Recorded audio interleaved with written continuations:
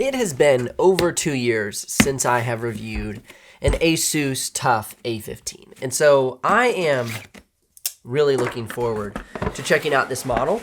I'm excited to see the changes that they've made, improvements in maybe build quality, performance, because I did not get a chance to look at the A15 last year.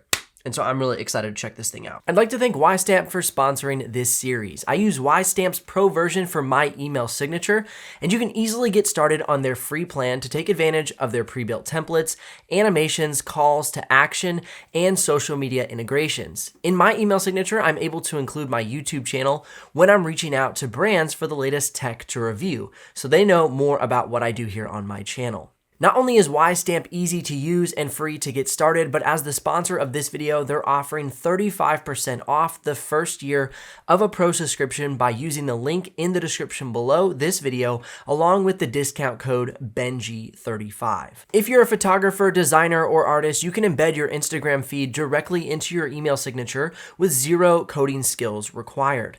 Also, as a videographer or video editor, you can embed YouTube videos into your email signature just like my tech reviews. Integrate your dynamic email signature into Gmail with just the click of a button. And those visual integrations are just scratching the surface. You can embed an online scheduler, accept online payments, embed video conferences and webinar promotions, and a whole lot more. Whether you are a freelancer or small business owner, WiseStamp has what you need to take your professional image to the next level within your email communications. To level up your email signature, head on down into the description below and click that link, and then use the discount code BENJI35 to snag 35% off of your first year of a WiseStamp Pro subscription. First and foremost, always sending us with some fun, fancy stickers. Definitely more on the budget friendly in regards to the packaging. I really rave over the G15, the G14, the Z13 packaging. They still have great packaging, but it's just, this is a more budget-friendly model. So you'll see just like more budget-friendly materials like non-painted cardboards and just simpler.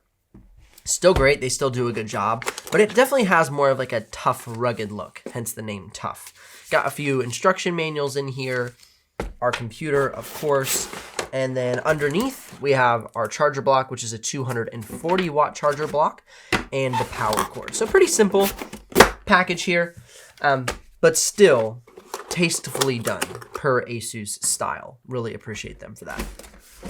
So put this guy back in here. Now this is Asus budget-friendly model, okay, as I said earlier. So, ooh, that's cool. This is kind of like, I think it's called Embossed, where it sticks out a little bit, kind of sticks up off of the surface. Is it embossed or debossed? Correct me, whichever way it should be. I like how it's actually fairly light, and for a budget-friendly gaming laptop, pretty thin as well. We have an aluminum top cover, plastic bottom cover, but they also have like this cool little red foot, so I'm sure that helps from it slide. Oh wow, that's really sticky. It sticks to the desk really nicely. So plastic bottom cover, but a little on the plasticky side for sure. Definitely has that plastic tap sound, but the top cover, very, very well put together. Very happy about that. I love these little like fake screws on the top, you know, kind of have that tough look to it, that more military grade look. Let me go ahead and open and close the lid really quickly. Open, close, opens and closes smoothly. Let's go ahead and check out the assembly of the bottom cover into the side panels. It's always an area that I like to observe. No catchy edges. Everything is assembled very nicely. That's one thing I appreciate about Asus is even though this is their budget-friendly model, you know, compared to something like the Acer Nitro 5 or the HP Victus, for example, they still give us good assembly, good build quality, even though, you know, they do provide more affordable materials like a plastic for the bottom cover. And it looks like we have a plastic for the top cover as well. Let's go ahead and check out the ports before we move on too quickly. It looks like on the left side panel, we have a USB Type A and our vent, as well as a Kensington lock. And then on the right side panel, we have a mass of ports. So we have our vent here along the back, power port, RJ45 network port, HDMI, two USB Type-Cs, as well as the headphone jack and USB type A. So a nice amount of ports on this laptop provide us with what we need for our connectivity. All right, let's go ahead and get this thing opened. Check out the screen flex here. We saw that it opens and closes smoothly. Let's see how this screen does though, with a nice aluminum top cover. Quite a bit of screen flex, not gonna lie on that one. Pretty flexy. And then down here at the bottom, it's a pretty big gap here, down at the bottom along here. So it's a little flexy there along the bottom as well. But like I've always mentioned to you guys, I'm not overly concerned about screen flex, but I know y'all like to see how that does. Interesting, we have a really large 0 key. It's very interesting. You can see that there is on the numpad. The 0 is massive. It's like the size of the enter key or the shift key. So I find that interesting. I'd rather have a slightly larger delete key, but maybe that's just me personally. Jumping into the interior of the laptop, the first thing I notice is a nice large trackpad that is assembled very nicely into the keyboard deck. It's not rattly, it doesn't feel cheap. It really sets in there nicely. And it's a big trackpad. So this is something that we're seeing more budget-friendly laptops do, is add a nice sizable trackpad onto the laptop, which is great for creative professionals who we're speaking to here. Welcome, creative professionals. And then move on to the keyboard. Nice, soft, medium key travel, quiet. The keys are a plastic material. They don't have any sort of soft touch material on top of them, but they do feel very nice under my hands and have a nice, firm, responsive key press snapback. Power button on this side, see if we have any battery. It's not like really your classic like hard press click button. It actually feels more like one of the keys.